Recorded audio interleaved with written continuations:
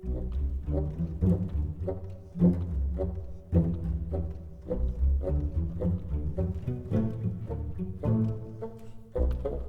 everyone, this is part 3 of our series of history of our Indian polity, and this is going to be our last part. So let's start with Indian Councils Act of 1909, that is the Parliamentary Reforms. So this act is known as Parliamentary Reforms because Lord Morley was the then Secretary State of India and the Lord Minto was the then Viceroy of India. So because of these two persons, like the Viceroy and the Secretary of State, it was named as Parliamentary Reforms. Okay. Features of this act were it considerably increased the size of the legislative councils, both central and provincial. The number of members in the central legislative council was raised from 16 to 60. The number of members in the council, provincial legislative council was not uniform. So what happened was the number of legislative councils and like people were increased from 16 to 60. It retained official majority in the Central Legislative Council but allowed the provincial legislative councils to have non-official majority. Okay. Then it enlarged the deliberative functions of the legislative councils at both levels. For example, members were allowed to ask supplementary questions, move resolutions on the budget, and so on.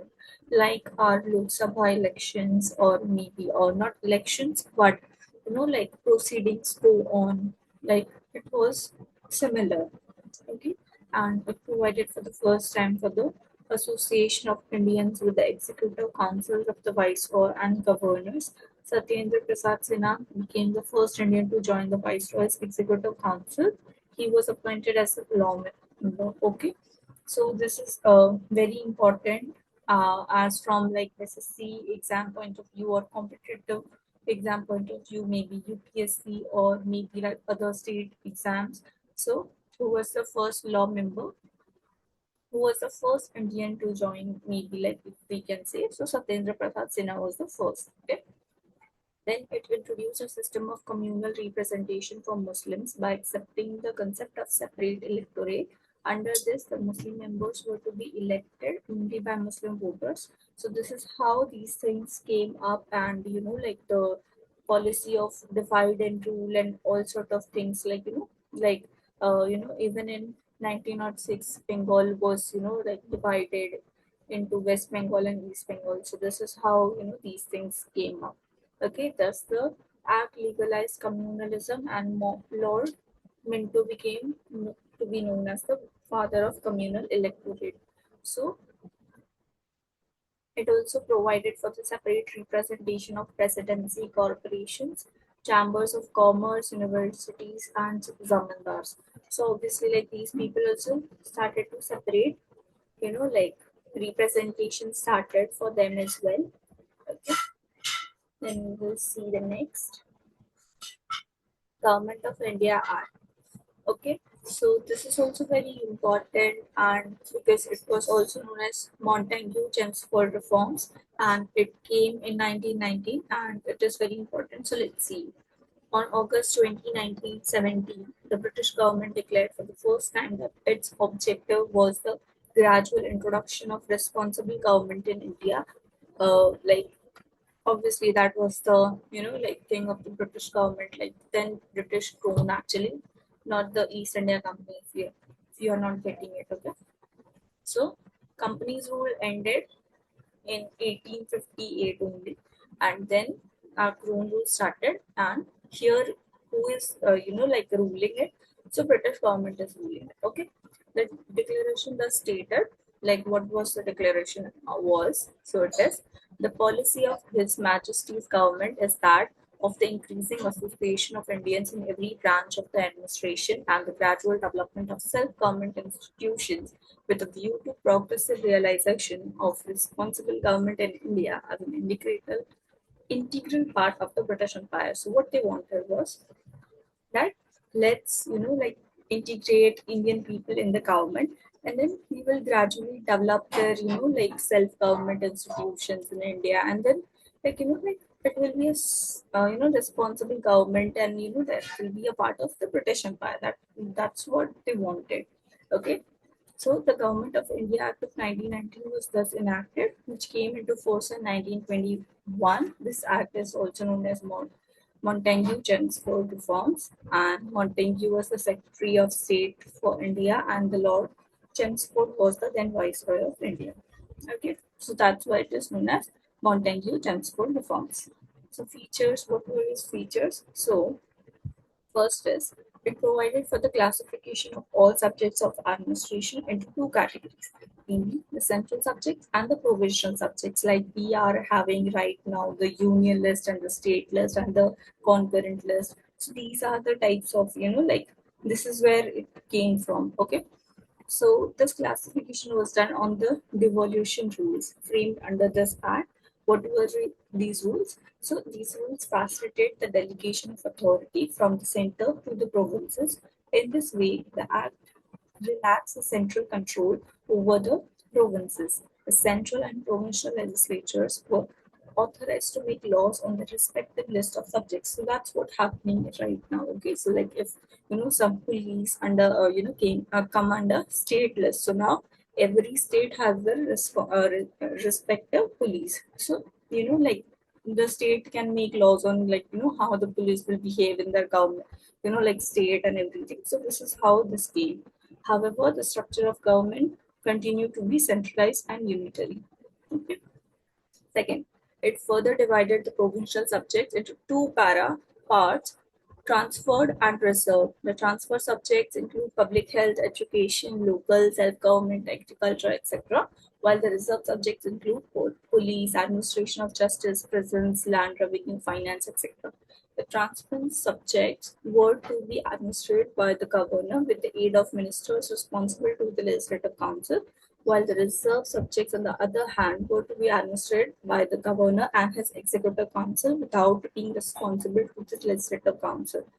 This dual scheme of governance was known as diarchy, a system derived from the Greek word diarchy, which means double rule. However, this experiment was largely unsuccessful. So earlier what happened, this was not successful. But now what is happening is successful because obviously things are, like going in a way and in a systematic way. So now things are very good. And even, like in a matured way, people are behaving, and like the ministers are ruling everything. So things are going in a better way. Then the third one came. It introduced for the first time bicameralism and direct elections in the country. Thus, the Indian Legislative Council was replaced by a bicameral legislature consisting of an upper house, Council of States, and the lower house, Legislative Assembly. The majority of members of both the houses were chosen by direct elections. So now what is happening here? That bicameralism is there. So now also we are having a bicameralism parliament, right? So it is Lok Sabha and the Rajya Sabha. So this is the same thing. So obviously, like like we have taken like good parts from like these acts and Government of India Act of 1919 and 1935 and other as well. So this was taken from here and bicameralism was taken from here. It required that the three of the six members of the Viceroy's Executive Council, other than the Commander-in-Chief, were to be Indian. Okay. It extended the principle of communal representation by providing separate electorates for six Indian, Christians, Anglo-Indians, and Europeans. Okay. Then it granted franchisee to a limited number of people on the basis of poverty, tax, and other qualifications. It created a new office of the High Commissioner for India in London and transferred to him some functions.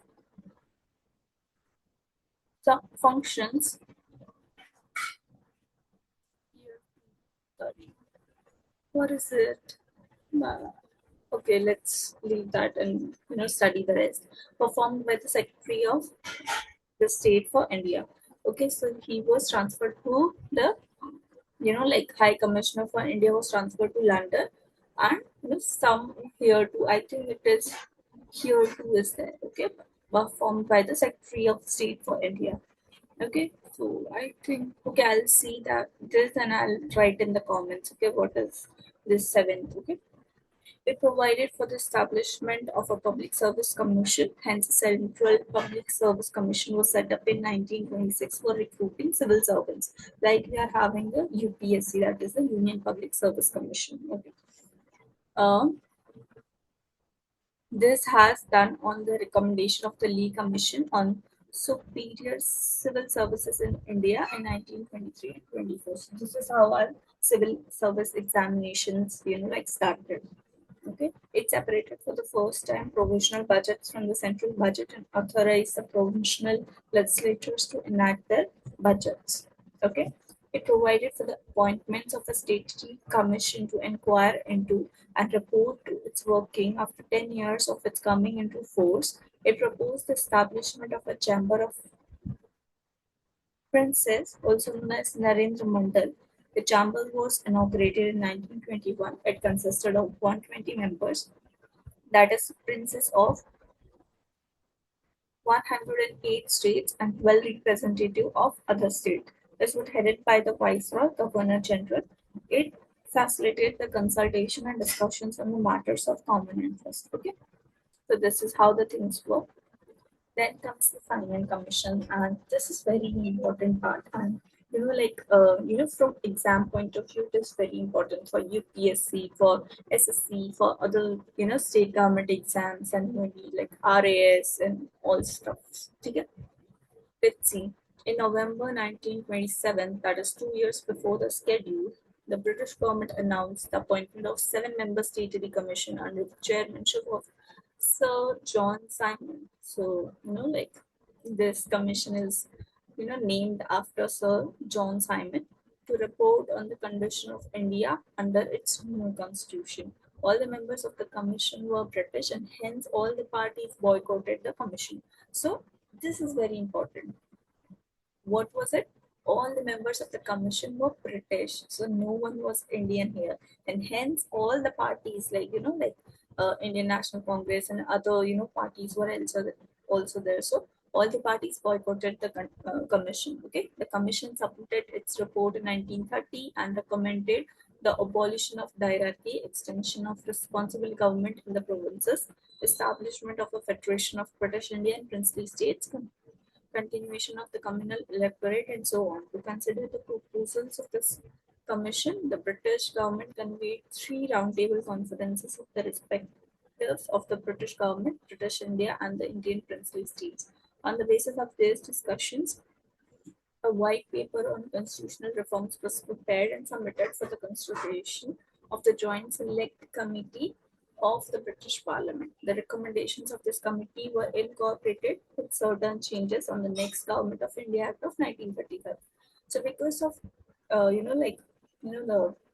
the commission was not able to they had to make a report on the conditions of India, right?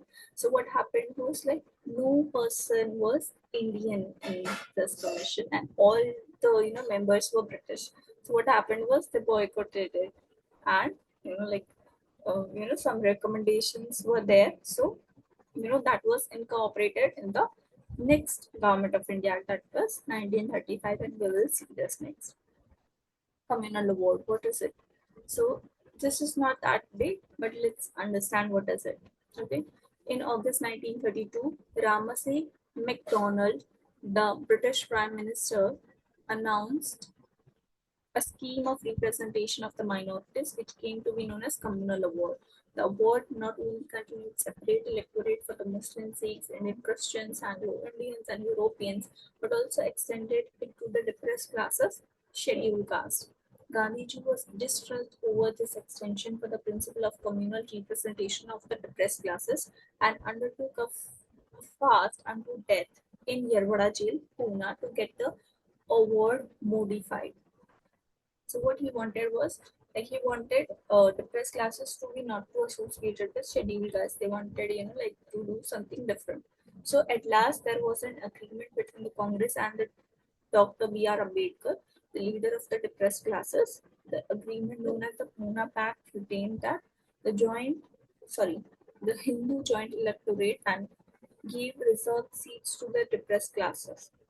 Okay, so now we all know that like scheduled castes and scheduled tribes and the OBCs get reservations. Okay, so how does this came into picture? So this is how this came into picture because they were not represented well in the decision making. Okay, so now due to this Pune Pact, they were like provided the reserve seats so that they can like have a little bit of stability. Okay, so that they can also perform in this. Like they can also take part in this decision making and everything. So this is how things work. Okay. The British government accepted the Pune Pact and modified the communal award in respect to the depressed classes, scheduled castes. This means that the provisions of separate electorates for the depressed classes were dropped from the scheme of representation contained in the communal award. Subsequently, the provision of the Pune Pact were incorporated in the next Government of India Act of 1935. In other words, the composition of the central and provisional legislature under the 1935 Act was based on this modified communal award. Okay, so this is all it. Let's see the most main act of our history, which is very much similar to our constitution. I'll say a lot of parts from this, like act were taken in our constitution. So let's see this. This is known as the Government of India Act of 1935. Okay. The act made a second milestone towards a completely responsible government in India. It was lengthy and detailed document having 321 sections and 10 schedules. So this is very important. The features of this act were as follows. Obviously, we can't study this whole thing, but we will see some important things. Okay. It provided for the establishment of an all India federation consisting of provinces and a princely states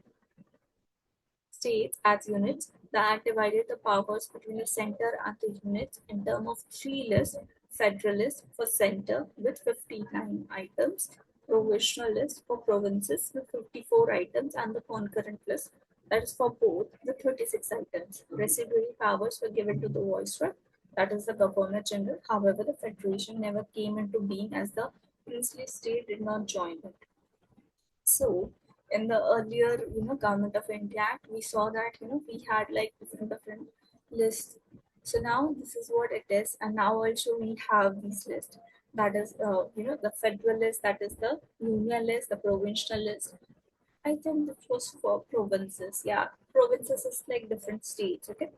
So we have state list for this and concurrent list like for both. Okay, so this is also there. It abolished hierarchy in the provinces and introduced provincial autonomy in its place. The provinces were allowed to act as autonomous units of administration in their defined spheres.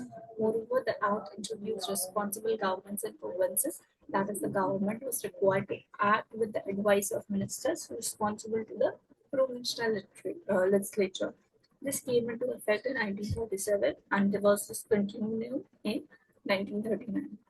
Okay. Then we have it provided for the adoption of hierarchy at the center. Consequently, the federal subjects were divided into reserve seats and transferred seats. Sorry, subjects. Sorry. Okay.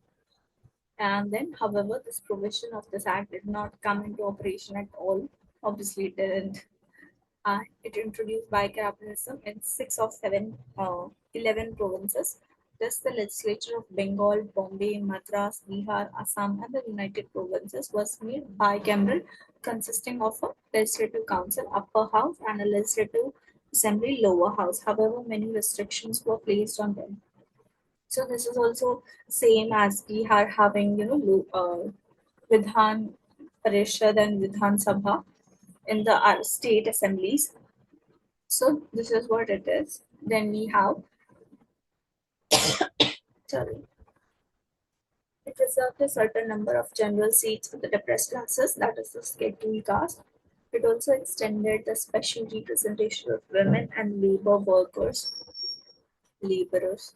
So, like the process of, a reserve, a representation and reservation, started from that age only. So even like, uh, 2 3 years ago also, like we were not having the representation of women, as like one third members, representation was there for women in the Lok Sabha, but it was not there. But now it is going to be happening in very soon.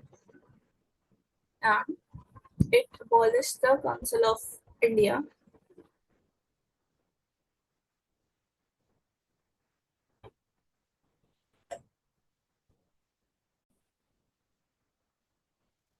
Yes. Now the sixth one, it abolished the Council of India, established the Government of India Act of 1858.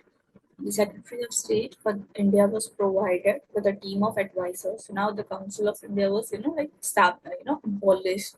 Okay, and a team of advisors were, provided for the Secretary of State. And it extended franchisee. About 14% of the total population got the voting rights. So now this is where we got our voting rights in 1935. It provided for the It provided for the establishment of a Reserve Bank of India to control the currency and credit of the country. So, when was our Reserve Bank of India established? This is very important, as from the exam perspective. So, in 1935, okay, it provided for the establishment of not only the Federal Public Service Commission but also a Provisional Public Service Commission and Joint Public Service Commission for two or more provinces. So what it is there, so we have UPSC in our center, and we also have our state, public service commissions. So for Rajasthan, it is like RAS. Okay, so this is how things were. So it was established back then in 1935 from the Government of India. Okay, it provided for the establishment of a federal court, which was set up in 1937. It separated Burma, that is now Myanmar, from India. So earlier Myanmar was also part of like Indian territory, and British India. I'll say not not India, but British India. So then it separated Burma, that is Myanmar, and it created two new provinces of Odisha and Sindh. Sindh is in Pakistan right now, and Odisha, as we have, it created these two provinces. It provided for safeguards to protect the interests of minorities, and like we have, like tribal people, and like different OBCs, SCs, STs, and everyone. So it provided safeguards to protect them. It provided for the establishment of a federal railway authority to look after the administration of railways. And as we have now, we have like railways. So it was like back then it was also there.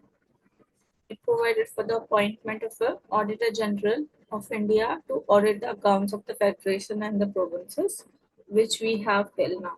Okay. So who is the Auditor General? Tell me in the comments. This is a question for today. Then we have our next slide.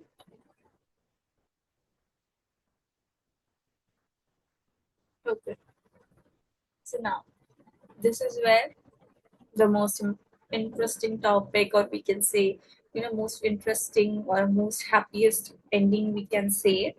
So, Indian Independence Act of 1947. So, on January 1947, the British Prime Minister Clement Attlee declared that the British rule in India would end by June 30, 1948, after which the power would be transferred to responsible Indian hands. This announcement was followed by agitation by the Muslim League demanding partition of the country.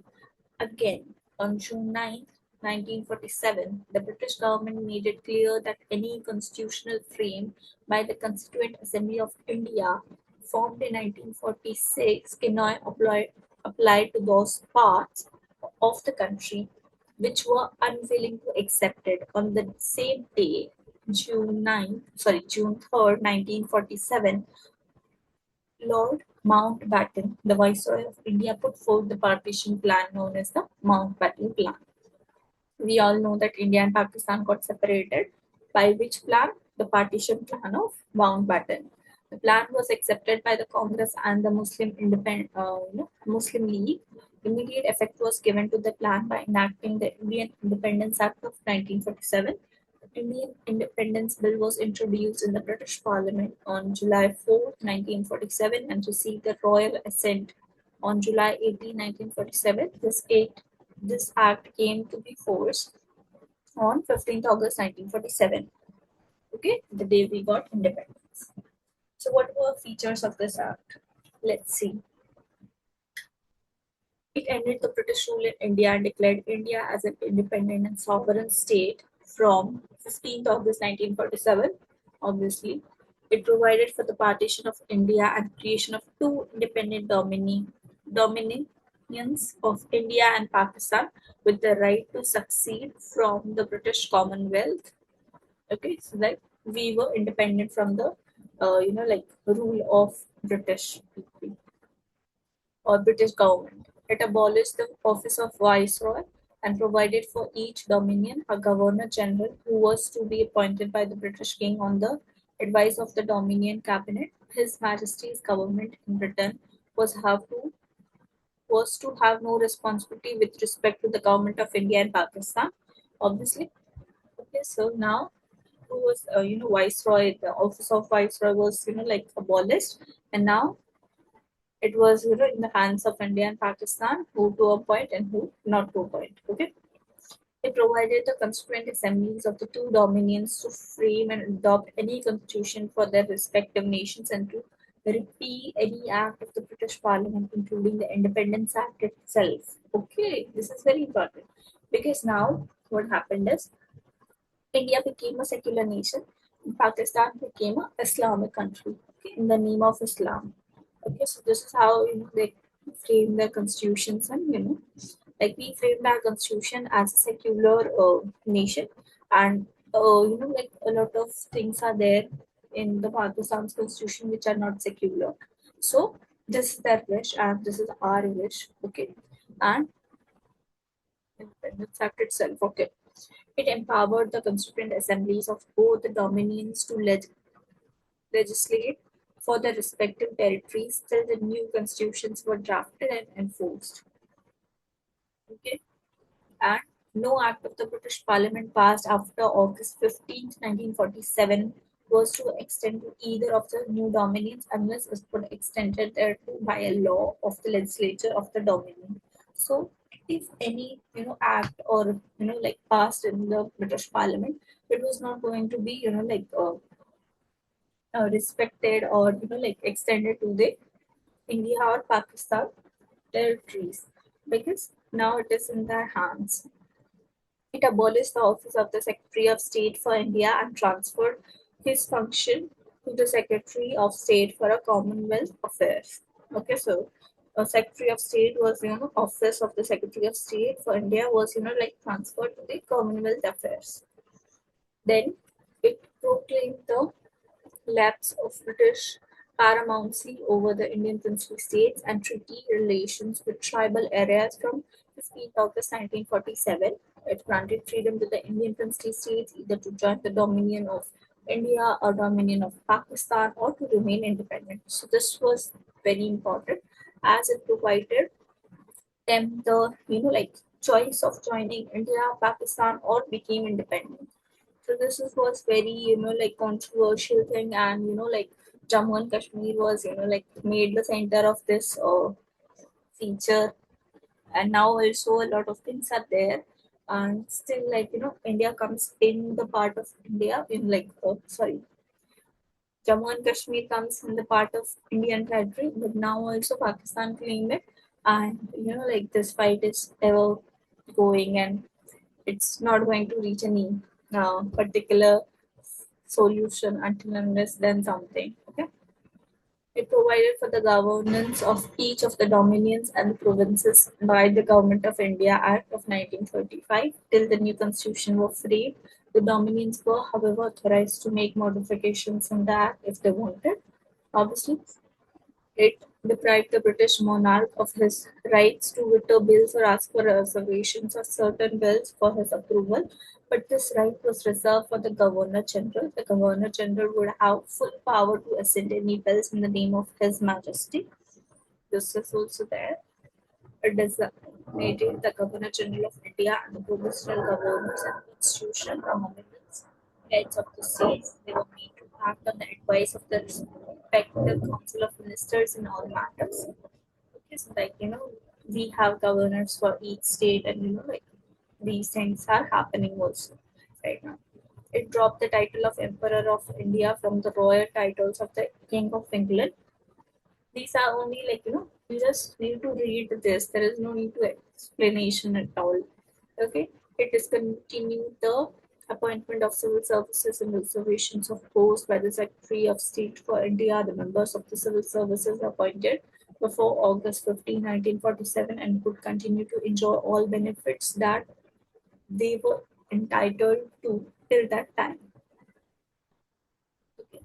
So the last one, at the stroke of midnight of 14th and 15th August of 1947, the British rule came to an end and the power was transferred to the new independent dominions of India and Pakistan. Okay, the boundaries between the two dominions were determined by a boundary commission headed by Radcliffe.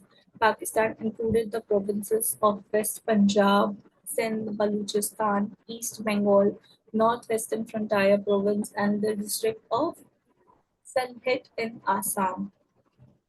The referendum in the Northwest Frontier Province and Sylhet was in favor of Pakistan. Because these, the highlighted part is Pakistan and the rest is India.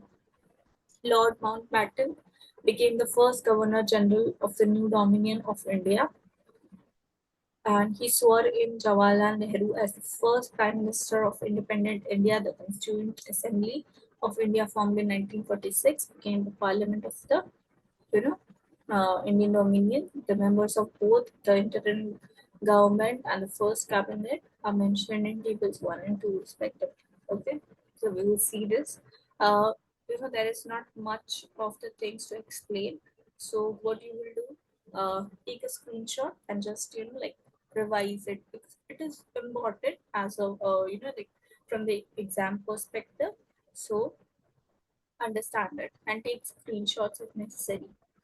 Interim government was there. The members of the interim government were members of the Viceroy's Executive Council. Okay. And the Viceroy continued to be the head of the council, but Jawaharlal Nehru was designated as the Vice President of the council. Okay, so these were the things. I hope you have taken screenshot. Let's see the next table. The first cabinet of independent India, 1947. Okay. Who was our law minister? Write down in the comment section.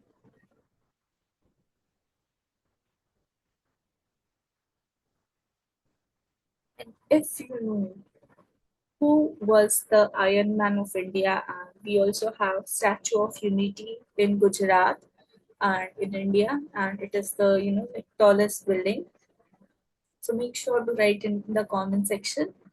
And till then, thank you so much, and bye bye. We will see you in the next video with a new topic, and thank you so much.